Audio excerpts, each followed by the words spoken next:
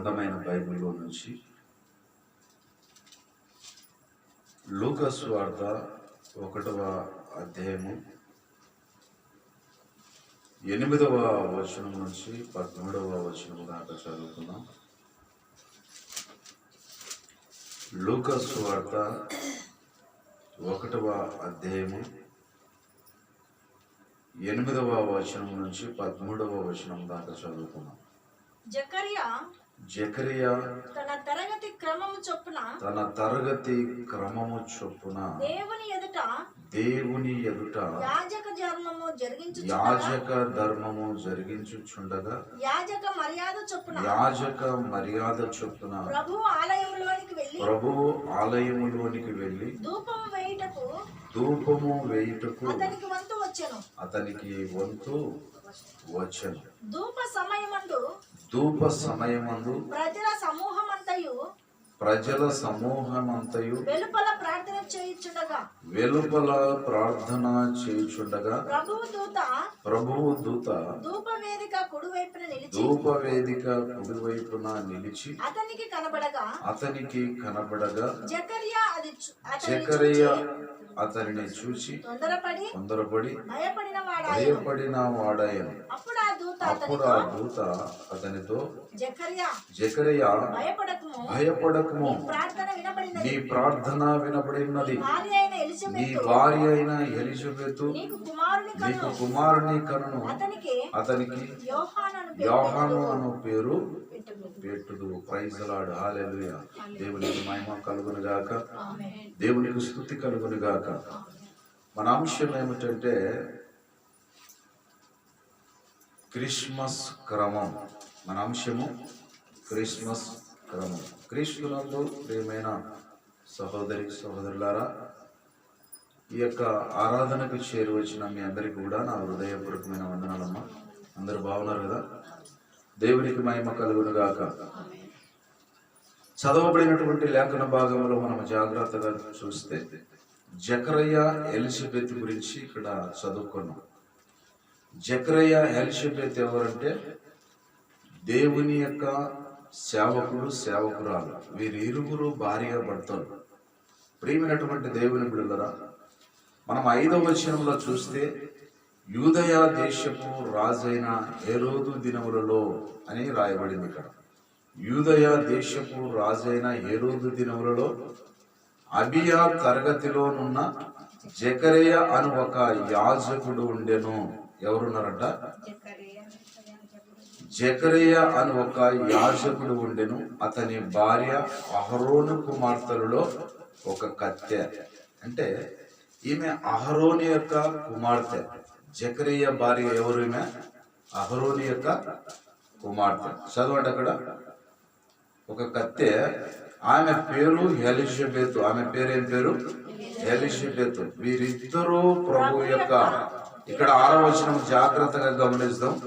6వ వచనం జాగ్రత్తగా అందరూ చూడండి. అక్కడ బైబిల్ ఉన్నవారు, చదువచ్చిన వాళ్ళు, వీరిద్దరూ ప్రభు యొక్క సకలమైన ఆజ్ఞల చొప్పునను న్యాయ విధుల చొప్పునను నిరపరాధులుగా నడుచుకొనుచు దేవుని దృష్టికి నీతిమంతులై ఉండిరి. Praise the lord. హల్లెలూయా.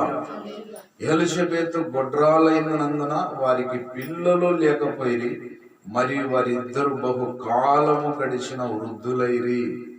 ఇక్కడ మనము గమనించాలి, చదువుకున్నటువంటి లేఖన భాగంలో హేరోదు దినములలో అబియా తరగతిలోనున్న జకరియా అని ఒక యాజకుడు ఉండెను. ఈ యొక్క జకరియా యాజక ధర్మాన్ని జరిగిస్తున్నాడు. దేవుని యొక్క సేవ, దేవుని యొక్క మందిరంలో యాజక ధర్మాన్ని జరిగిస్తూ ఉన్నాడు. ప్రియమైనటువంటి దేవుని బిడ్డలారా, ఈ యాజక ధర్మాన్ని జరిగిస్తున్నటువంటి క్రమములో అక్కడ చదువుకున్నటువంటి లేఖన భాగంలో జకరియా అని ఒక యాజకుడు ఉండెను. అతని భార్య అహరోను కుమార్తెలలో ఒక కత్తె. అంటే అహరోను కూడా యాజక ధర్మాన్ని జరిగించినటువంటి వాడే.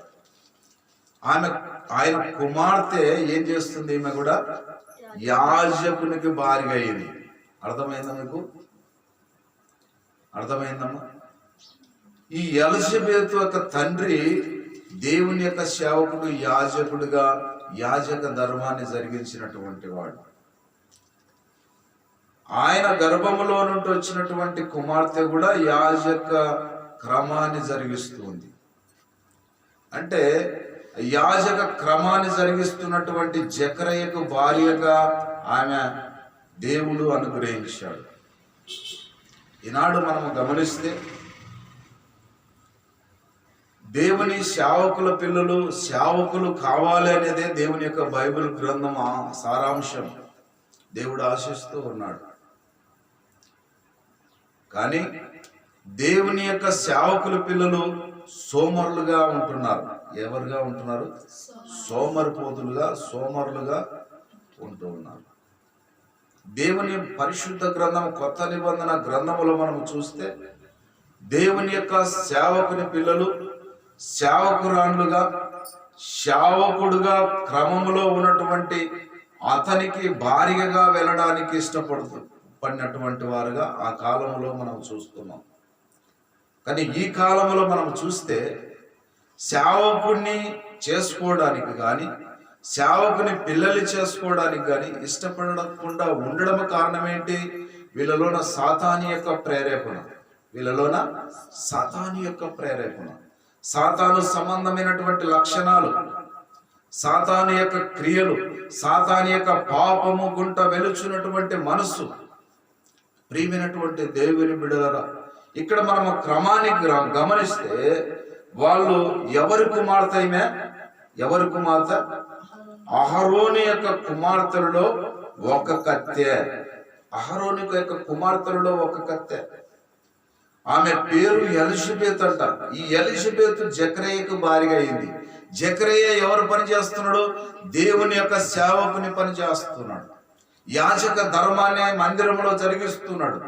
జకరయ్యకు భార్యగా అహరోను కుమార్తె దేవుడు వారి ఇరుగురికి వివాహం చేశాడు. ప్రియ తల్లి, ప్రియ సహోదరుడా, గమనిస్తే మనము ఇక్కడ దేవుని యొక్క సేవ ఎంత విలువైనదనేది మనం గమనించాలి.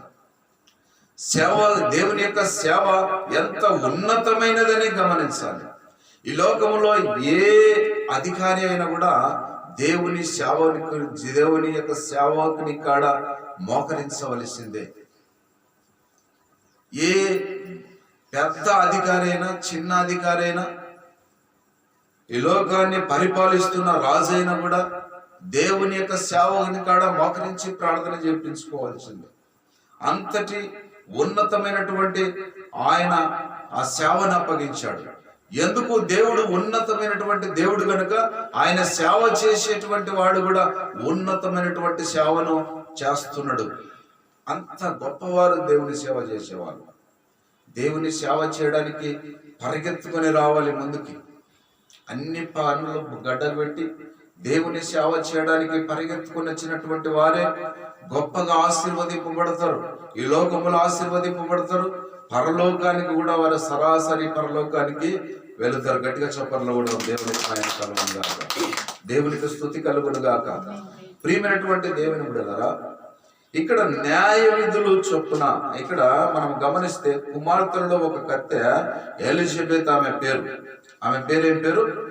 ఎలిజబెత్. 6వ వచనంలో గమనిస్తే వీరిద్దరు ప్రభు యొక్క సకలమైనటువంటి ఆజ్ఞల చొప్పున న్యాయ విధుల చొప్పునను నిరపరాధులుగా నడుచుకొనుచు. ఎలాగనంట? వీళ్ళు సకల ఆజ్ఞల చొప్పున న్యాయ విధుల చొప్పున నిరపరాధులుగా నడుచుకుంటున్నారంట. అంటే ఎటువంటి పాపము లేని వారుగా, ఎటువంటి దోషము లేని వారుగా నిరపరాధులుగా నడుచుకుంటున్నారు. దేవుని సేవలో నిరపరాధులుగా నడుచుకుంటున్నారు. దేవుని యొక్క సకలమైనటువంటి ఆజ్ఞలను పాటిస్తున్నారు. సకలమైనటువంటి న్యాయ విధులను పాటిస్తున్నారు వాళ్ళు. జకరయ్య భార్య ఎలిషబెత్ దేవుని సేవను క్రమంగా నడిపిస్తున్నారు. ఈనాడు దేవుని యొక్క సేవకుడు సేవ చేస్తూ ఉంటే సేవకుని భార్యగా లోకంలో తిరుగుతుంటది. ఎక్కడ తిరుగుతుంటది ఈమె? లోకంలో తిరుగుతుంటది. ఎంతో మంది సేవకులు ఉన్నారు, ఎంతో మంది బోధలు చేస్తూ ఉంటారు, కానీ వాళ్ళ భార్యలు మాత్రం లోకంలో తిరుగుతూ ఉంటారు. ఇది న్యాయమైనటువంటి క్రమమా? సకల ఆజ్ఞలను పాటించేటువంటి విధంగా ఉండాలి. సకల న్యాయ విధులను పాటించేటువంటి విధంగా ఉండాలి. జకరయ్య దేవుని సేవను జరిగిస్తున్నాడు. జకరయ్య భార్య కూడా ఆయనతో పాటు సేవను జరిగిస్తూ ఉంది. వీరు ఇరువురు కలిసి దేవుని సేవను కొనసాగిస్తూ ఉన్నారు. బైబిల్ గ్రంథంలో ఎంత గొప్ప ధన్యత వీళ్ళు పొందుకున్నారంటే, భార్య భర్తలు చాలా గొప్ప ధన్యత పొందుకున్నారు. కానీ వాళ్ళు అంతగా అప్పగించుకొని సేవ చేస్తుంటే వాళ్ళకి పిల్లలు లేరే. వృద్ధాపమయ్యేంత వరకు కూడా వాళ్ళకి పిల్లలు లేరు. ఎలిజబెత్ గొడ్రాలై ఉన్నది అని రాయబడింది. మరి అంత సేవ చేస్తున్నాడు జకరయ్య, కానీ ఆయన భార్య మాత్రము గొడ్రాలుగా ఉన్నది. ఈ లోకము మరి నింద వేసింది ఆమె మీద. ఈ లోకము ఎన్నో రకాలుగా నింద వేసింది. నువ్వు గొడ్రాలువి, నువ్వు ఏ కార్యంలోనికి మా కార్యాలయంలోకి వచ్చిన మా పిల్లలకు కూడా మరి ఇలాంటి గత్య పడుతుందేమన్నట్టుగా అవమానపరిచేటువంటి విధానం. ఏ కార్యములో కూడా సంతోషంగా ఆమెను చేర్చుకునేటువంటి విధానము కాదు. ఈ లోకంలో గొడ్రాలుగా ఉన్నటువంటి వాళ్ళను చులకనగా చూస్తారు. ఈ లోకమే అలాంటిది. ఈ లోకంలో ఉన్న మనుషులే అలాంటి వారు. ప్రియమైనటువంటి దేవుని బిడ్డలారా, దేవుని యొక్క ఉద్దేశం ఎందుకై ఉన్నదో తెలియదు, కానీ వాళ్ళు ఆ రీతిగా, కొంతమంది స్త్రీలు ఆ రీతిగా ఉంటారు. కానీ వాళ్ళని మనము అవమానపరచకూడదు. వాళ్ళని మనము అవమానపరచకూడదు. ప్రియమైనటువంటి దేవుని బిడ్డలారా, దేవుని యొక్క ఉద్దేశం ఏ విధంగా ఉందో తెలియదు.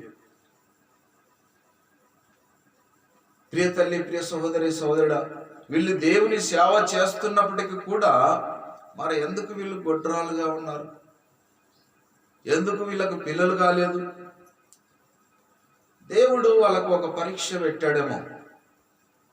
దేవుడు ఆయన అద్భుతాలు చేసేటువంటి వాడు, మహాత్మ కార్యాలు చేసేటువంటి వాడు, గొప్ప కార్యాలు చేసేటువంటి వాడు. నిరీక్షించి ఉండాలి.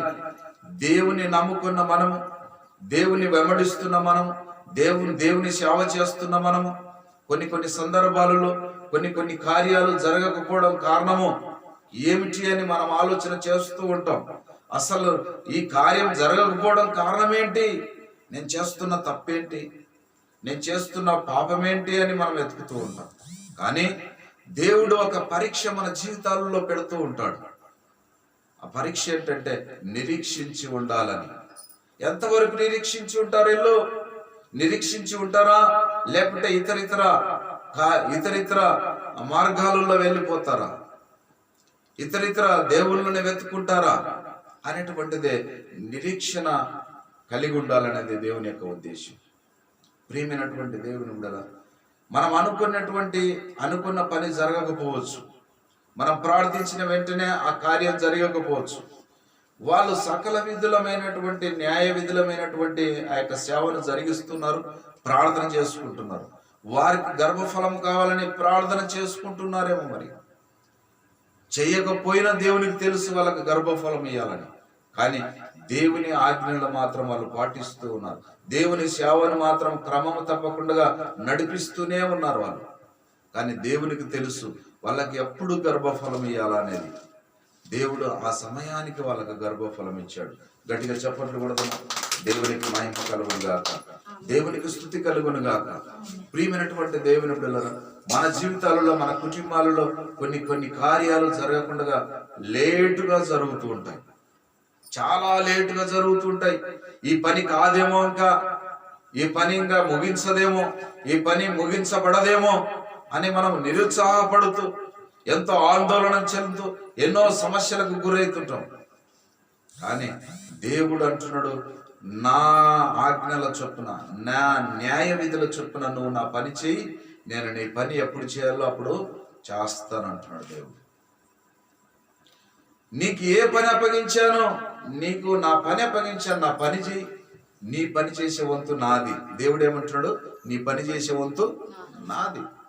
నువ్వు ముందు నా పని చెయ్యి. నువ్వు ముందు నా మందిరానికి రా. ముందు నా మందిరానికి వచ్చి నువ్వు క్రమంగా ఏ టయానికి రావాలని దేవుని సేవకుడు నియమించాడు, ఆ టయానికి రా నువ్వు దేవుని మందిరానికి. కొంతమంది క్రమంగా మందిరానికి రాలేరు. కొంతమంది మందిరానికి వచ్చినా క్రమంగా ప్రార్థించలేరు. కొంతమంది క్రమంగా దేవుని సన్నిధికి వచ్చినా దేవుని సేవ చేయలేరు. కొంతమంది మరి ప్రార్థన చేస్తున్నాము కానీ మాకు కార్యాలు జరుగుతలేవు, మేము మందిరానికి వెళ్ళడం కూడా ప్రయోజనం కాదని మానుకున్నటువంటి వారు ఎంతో మంది ఉన్నారు. అంటే వాళ్ళలోనే ఏం లేదంటే ఏం లేదమ్మా, వాళ్ళకి నిరీక్షణ లేదు. ఏం లేదు, వాళ్ళకు నిరీక్షణ లేదు. అంటే ఓపికే లేదు. దేవుడు చేసేంత వరకు ఓపికే లేదు. దేవుడు న్యాయవంతుడు, ఆయన అన్యాయస్తుడు కాదాయన. నువ్వు ఆయన పని చేస్తున్నప్పుడు ఆయన న్యాయవంతుడు కనుక ఆయన న్యాయమే చేస్తాడు నీ జీవితంలో. ఆయన నీకు ఏం కావాలో ఆయనకు తెలుసు, అది ఖచ్చితంగా దేవుడు ఇస్తాడు. ప్రియమైనటువంటి దేవుని బిడ్డలారా, కొంతమంది భార్య మందిరానికి వస్తే భర్త లోకములో తిరుగుతాడు, భర్త మందిరానికి వస్తే భార్య లోకములో ఉంటుంది. కొన్ని కుటుంబాలలో మరి పిల్లలు మందిరానికి క్రమంగా వస్తే తల్లిదండ్రులు క్రమంగా మందిరానికి రారు. ఎందుకు ఇలాంటి లోపాలు ఏంటంటే సాతానుడు గలిబిలి పట్టిస్తున్నాడు. కానీ గలిబిలి పట్టిస్తున్నాను, మందిరానికి వస్తున్నా, నీవు క్రమంగా దేవుని మందిరంలో ప్రార్థన చేయి. నీ కుటుంబం కొరకు ప్రార్థన చేయి, నీ భర్త కొరకు ప్రార్థన చేయి, నీ పిల్లల కొరకు ప్రార్థన చేయి. దేవుని సేవను అప్పగించుకొని నువ్వు పని చేయి. క్రమంగా దేవుని మందిరానికి రా. నా కొడుకు రాలేదు కదా, నా కొడుకు నమ్ముకోలేదు కదా, నా కొడుకు మరి లోకంలో కలిసిపోయాడు కదా అని నిరుత్సాహంతో నువ్వు మందిరానికి మానుకొని, ప్రార్థన మానుకొని, దేవుని సేవ మానుకొని నువ్వు అలాగా లోకములో నిరుత్సాహంతో నువ్వు కూడా వాళ్ళతో పాటు లోకములో కలిసిపోవద్దన్నదే దేవుని యొక్క ఉద్దేశం. క్రమంగా దేవుని నమ్ముకున్న నీవు క్రమంగా దేవుని మందిరానికి రా. నువ్వు ఒక్కదానివే నీ కుటుంబంలో రక్షింపబడ్డావేమో, నువ్వు ఒక్కదానివే రా, క్రమంగా రా. దేవుని సేవ క్రమంగా చేయి. నీ కుటుంబానికి ఏం కావాలో, ఎవరిని ఎప్పుడు మార్చాలో దేవునికి తెలుసు. ఎంత చెప్పినా వింటలేరు నా పిల్లలు అని నువ్వు నిరుత్సాహపడు. ప్రియమైనటువంటి దేవుని బిడ్డ, దేవునికి అసాధ్యమైనది ఏది లేదు. దేవుడు ఎప్పుడో ఒకసారి ఆయన ఖచ్చితంగా మన పిల్లల్ని మార్చే దేవుడు, మన కుటుంబాన్ని ఆశీర్వదించే దేవుడు, మన కుటుంబాన్ని రక్షించే దేవుడు, మన కుటుంబాన్ని పరలోకానికి వారస్తులుగా చేసేటువంటి గొప్ప దేవుడు ఆయన. ప్రియ తల్లి, ప్రియ సోదరి, సోదరుడు, ఈనాడు మనం ఆలోచన చేస్తే దేవుని సేవకులు సేవ చేస్తుంటే సేవకుని యొక్క భార్యలు సేవ చేయని అప్పగించుకొని సేవ చేయరు. వాళ్ళు నావకాస్తిగా అట్లా వచ్చి అట్లా వెళ్ళిపోయేటువంటి బాధ్యత లేనటువంటి భార్యలుగా ఉన్నారు ఈనాడు.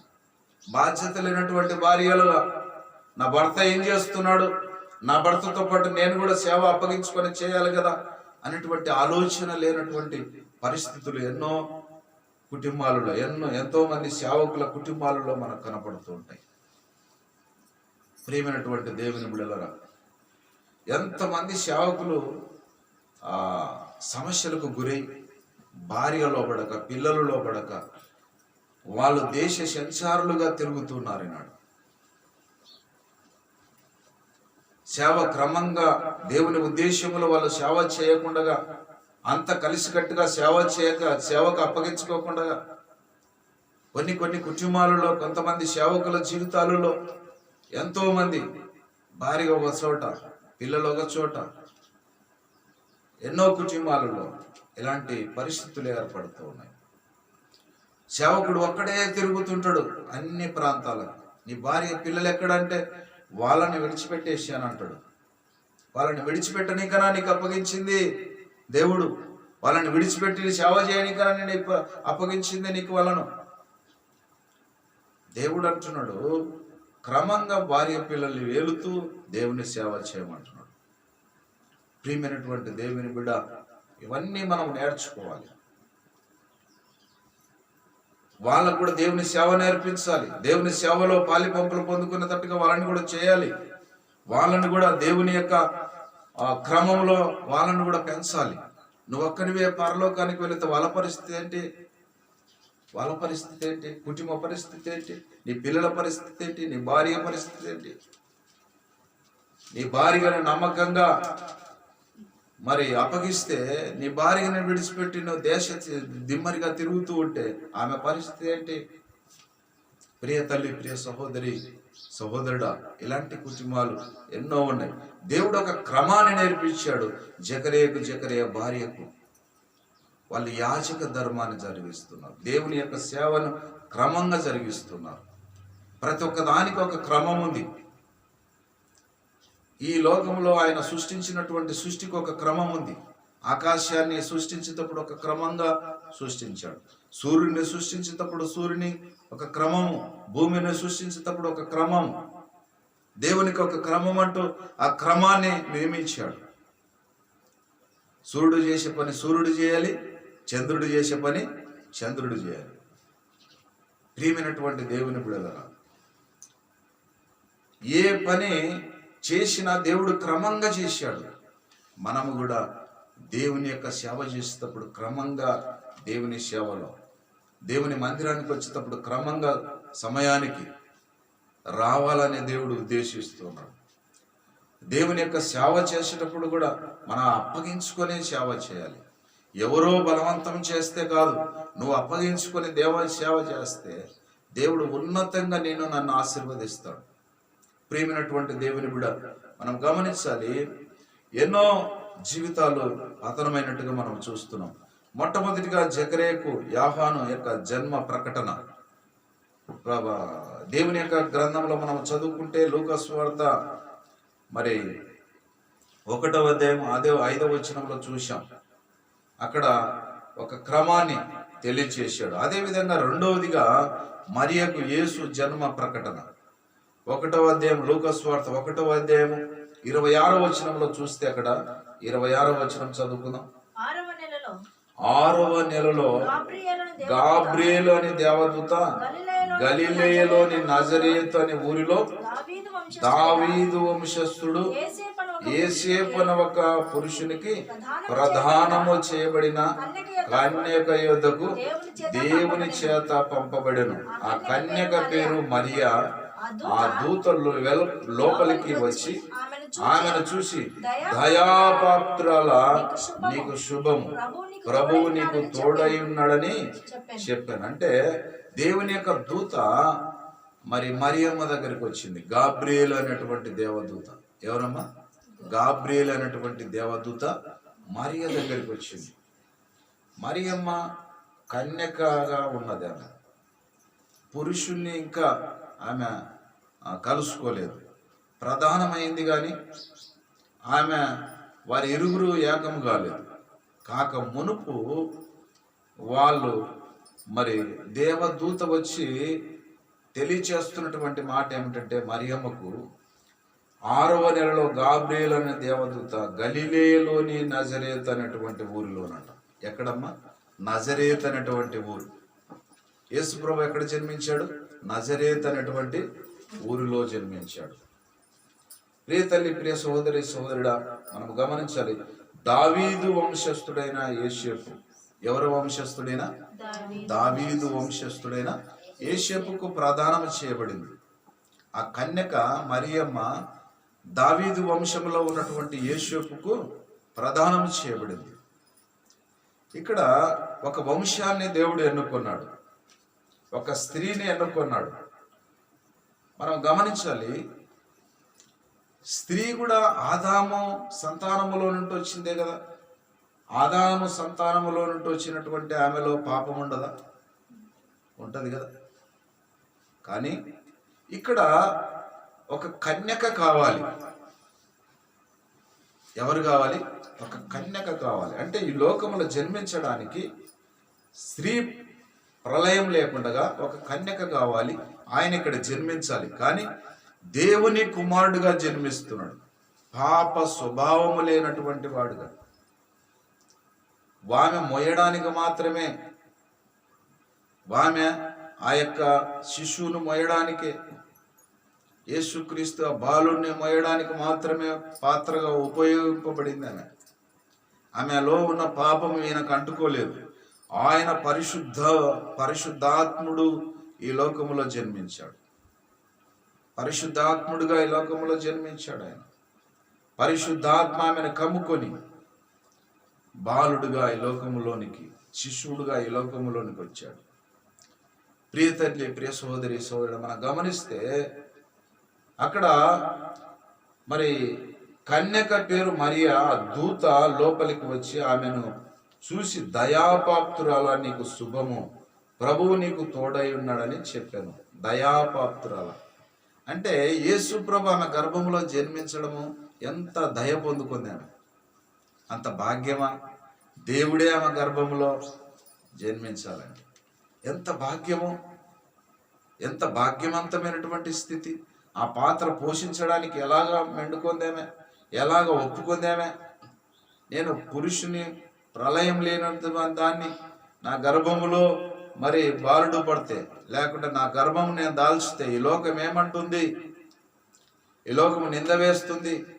ఈ లోకం నింద వేసేది కాదు.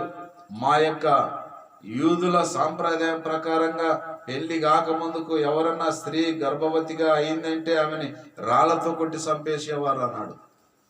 ఖచ్చితంగా ఇలాంటి స్త్రీ ఉండకూడదు మాలోన. మాకు చాలా అవమానం. ఇలాంటి పాపిష్టి జీవితము స్త్రీ ఉండకూడదని చంపేసేటువంటి వారు. రాళ్లతో కొట్టి, అందరు వాళ్ళే రాళ్లతో కొట్టి, తల్లిదండ్రులతో సహా రాళ్లతో కొట్టి చంపేసేటువంటి వారు. ఎందుకు? ఇలాంటి పాపిష్టురాలు ఉండకూడదని. అలాంటి భయంకరమైనటువంటి వాళ్ళ ఆనవాయితీలను ఆమె ధైర్యంగా ముందుకు సాగుతుంది. కానీ దేవుడు, ప్రియమైనటువంటి దేవుని బిడ్డలారా, భర్త నీతిమంతుడు, యేషేపు నీతిమంతుడై ఉన్నాడు. ఆయన నీతిమంతుడై ఉండి ఆమెను అవమానపరచనులక రహస్యముగా విడనాడాలని అనుకున్నాడు. దేవుని యొక్క దేవదూత వచ్చి ఆయనకు తెలియజేసింది, యేషేపు, నీ భార్య గర్భము దాల్చింది దేవుని పరిశుద్ధాత్మ వలన మాత్రమే. నువ్వు ఏం భయపడవద్దు. ఏ పురుషుని ఆమె కూడలేదు. దేవుడు తెలియజేసిన తర్వాత ఆయన ఒప్పుకొని ఆయన భార్యను చేర్చుకొని ఆమె ఈ లోకంలో ఆమె కనెంత వరకు లేక ఆమెను కూడకుండగా ఉన్నాడు ఆయన. ప్రియమైనటువంటి దేవుని బిడ్డలారా, మనం గమనించాలి. పరిశుద్ధుడిగా ఈ లోకములో యేసు ప్రభుల వారు జన్మించారు ఆమె గర్భంలో నుంచి. ప్రియ తల్లి, ప్రియ సహోదరి, సహోదరుడు, మనం గమనించాలి. మూడవదిగా యేషేపుకు ప్రధాన ప్రకటన. యేషేపుకు మత్తయి సువార్త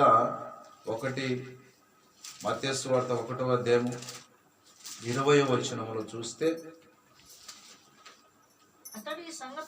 అతడు ఈ సంగతులను గురించి ఆలోచించుకొని చూడగా, ఇదిగో ప్రభు దూత స్వప్నమందు అతనికి ప్రత్యక్షమై, దావీదు కుమారుడైన యేషేపు, నీ భార్య అయిన మరియను చేర్చుకున్నటకు భయపడకుము. ఆమె గర్భము ధరించినది పరిశుద్ధాత్మ వలన కలిగినది అంటున్నాడు. పరిశుద్ధాత్మ వలన కలిగినది అంటే ఈ మరియమ్మకు దేవదూత ప్రత్యక్షమై ఆమెను బలపరుస్తుంది. దయాపాత్రురాల, నీకు శుభము అంటుంది. ఏ శుభము? నీ గర్భములో ఎవరు జన్మిస్తున్నారు? రక్షకుడు జన్మిస్తున్నాడు. శుభము, నువ్వు దయాపాత్రురాల, నీకు శుభము అంటున్నాడు దేవదూత, గాబ్రియల్ అనేటువంటి దేవదూత. అక్కడనేమో యేషేపుకు అనుమానం వచ్చింది. అనుమానం వచ్చినప్పుడు దేవదూత వెళ్ళి ఇక్కడ ఏమంటున్నాడు? దేవదూత అతడు ఈ సంగతులను గురించి ఆలోచించుకుంటున్నాడు. ఏ సంగతులు? నా భార్య గర్భవతిగా ఎలాగైంది? నేను ఆమెను కూడనే లేదు కదా, ఆమెను కలుసుకోనే లేదు కదా, ఎట్లా గర్భవతి అయింది అని ఆలోచించుకుంటున్నాడు ఆయన. ఆలోచించుకుని చుండగా అతడు ఈ సంగతులను గురించి ఆలోచించుకుని చుండగా, ఇదిగో ప్రభు దూత స్వప్నమందు. ఎక్కడనంట? స్వప్నమందు. స్వప్నాలు కూడా వస్తాయి, కొంతమంది వస్తాయా లేదమ్మా? కలలు. స్వప్నాలు అంటే కలలు. ప్రియ తల్లి, ప్రియ సహోదరి, సహోదరుడా, స్వప్నమందు చదవండి.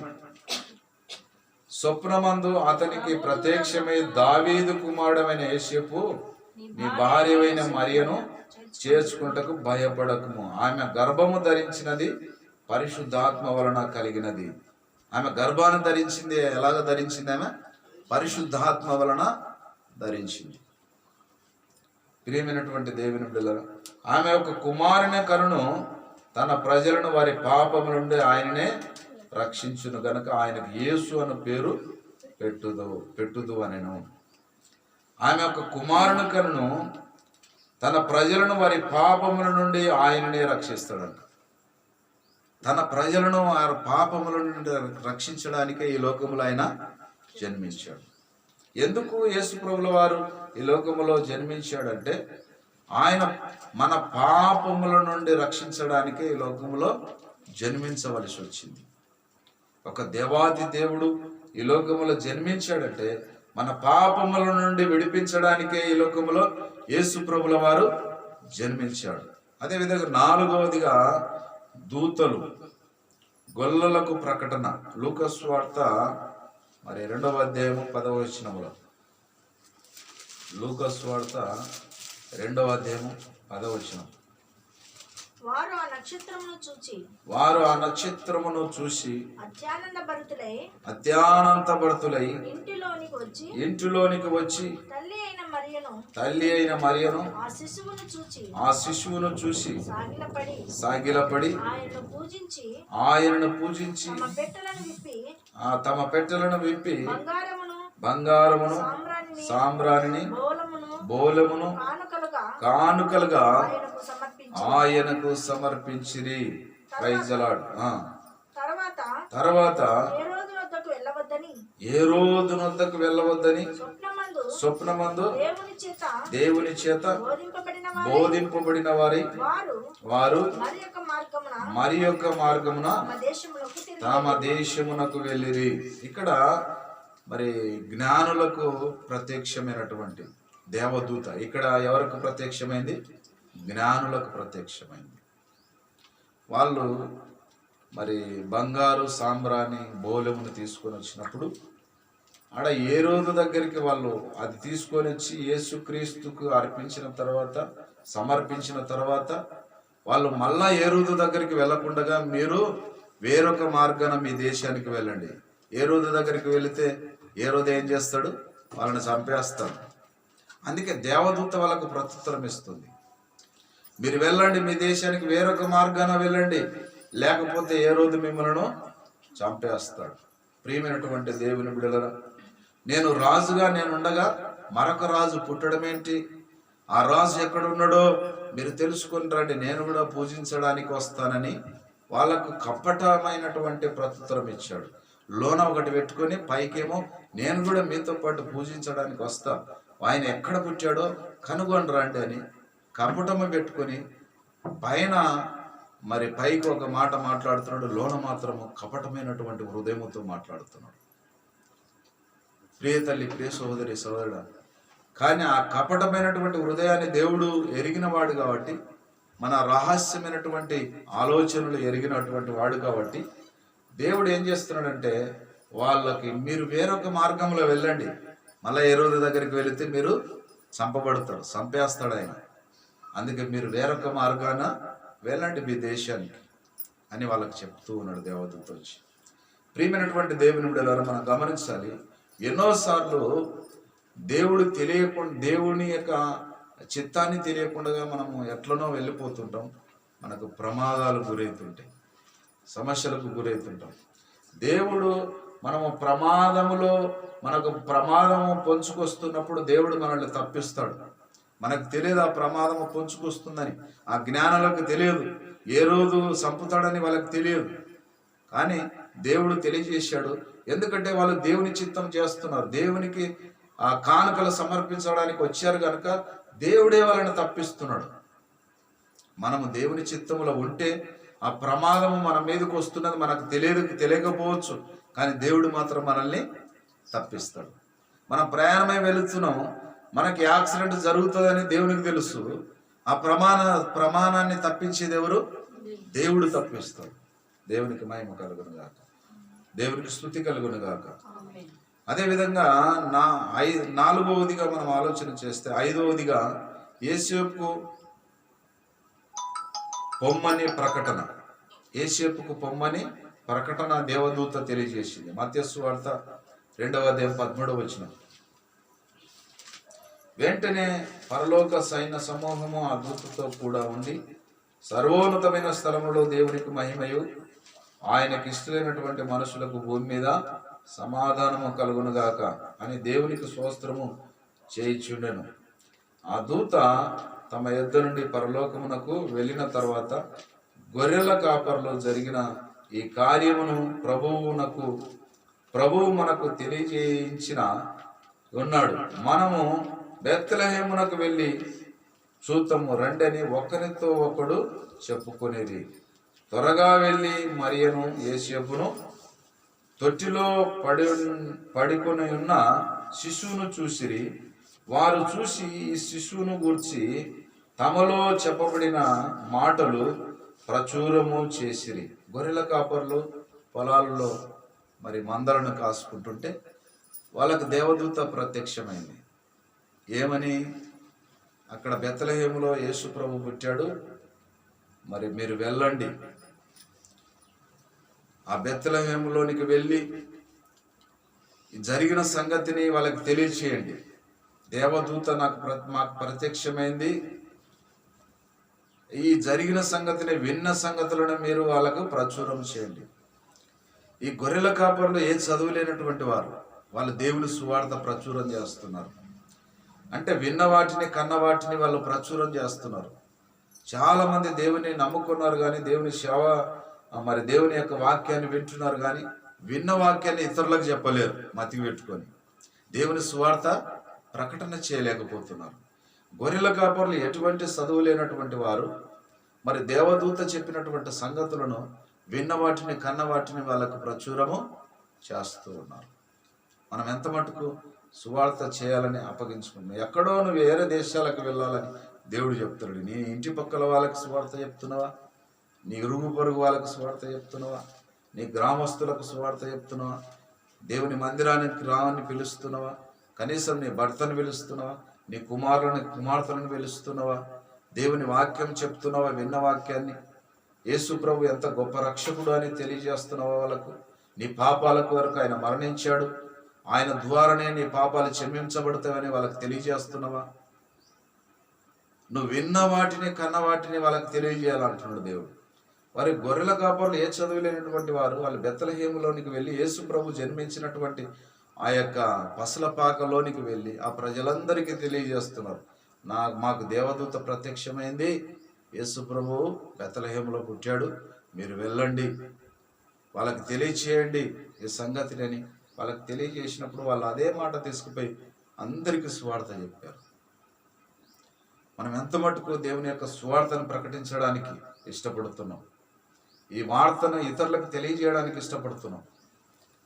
కొంతమంది అయితే ఏమో కొన్ని స్థలాలకు వెళ్ళినప్పుడు అన్యుల దగ్గరికి యేసు ప్రభు నేను నమ్ముకున్నా నేను అని చెప్పడానికి కూడా సహా వాళ్ళు ధైర్యం చేయరు. ఎందుకు? వీళ్ళలోన భయం.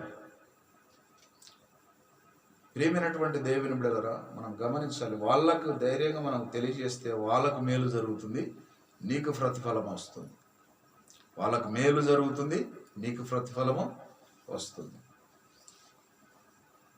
మనం గమనించాలి. క్రమంగా దేవుని సేవలో నడుచుకోవాలని జకరియా ఎలిజబెత్ ఏ విధంగా అయితే కుటుంబముగా వాళ్ళు సేవ చేశారు, దేవుడు గొప్ప సంతానం వాళ్ళకి ఇచ్చాడు. ముందుగా యోహానును 6 నెలల ముందు, యేసుక్రీస్తు ఈ లోకంలోనికి రాకముందుకే 6 నెలల ముందుగా మరి యోహాను అనేటువంటి భక్తుని ప్రవక్తను ఈ లోకంలోనికి ప్రవేశపెట్టారు. ఎక్కడి నుండి, ఎవరి గర్భంలో నుంచి అంటే జకరియా ఎలిజబెత్ గర్భంలో నుంచి ఆ వార్తని తెలియజేయడానికి యోహాను ముందుగా 6 నెలలు ముందుగా యేసు ప్రభు ఈ లోకంలో జన్మించక ముందుగా ఎవరు పుట్టారు? యోహాను పుట్టాడు. ఎవరి గర్భంలో? ఎలిజబెత్ గర్భంలో. జకరియకు ఎలిజబెత్కు పుట్టాడు. ఆ వార్త తెలియజేయడానికే ముందుగా మరి యోహానును ముందుగా పంపించాడు దేవుడు. ఎంత గొప్ప ధన్యత! వాళ్ళు క్రమంగా దేవుని సేవ చేశారు కాబట్టి ఆ పిల్లలు లేనటువంటి నిందను తొలగించాడు. గొప్ప సేవకుని వాళ్ళ గర్భంలో పుట్టించాడు దేవుడు. గొప్ప ప్రవక్తను వాళ్ళ గర్భంలో పుట్టించాడు దేవుడు. దేవుడు అన్యాయస్తుడా? దేవుడు అన్యాయస్తుడు కాదు. వాళ్ళ నింద తొలగించాడు, వాళ్ళని గొప్పగా ఆశీర్వదించాడు. ప్రియ తల్లి, ప్రియ సహోదరి, సహోదరుడు, మనం గమనించాలి. దేవుని సేవ క్రమంగా చేస్తే వాళ్ళు వృద్ధాపం వరకు వాళ్ళకి పిల్లలు లేరు. వాళ్ళంతా వృద్ధాపంలో ఉన్నారు. వాళ్ళకి ఎలా పిల్లలు కారనేటువంటి సంగతి వాళ్ళకి తెలిసిపోయింది. నా గర్భం ఉడిగిపోయింది, నా శరీరం ఉడిగిపోయింది, నేను చేత కాదనేటువంటి స్థితిలోనికి వచ్చారు వాళ్ళు. అలాంటి స్థితిలో దేవుడు లేని వాటిని ఉన్నట్టుగా చేసేవాడు. ఆయన గొప్ప దేవుడు. గట్టిగా చెప్పట్లు కూడదాం. లేని వాటిని ఉన్నట్టుగా చేసేటువంటి వాడు. నీ జీవితంలో, నా జీవితంలో గొప్ప కార్యాలు చేయబోయేటువంటి దేవుడు. మనం నమ్మకంగా నిరీక్షించి దేవుని సేవలో ఉండాలి.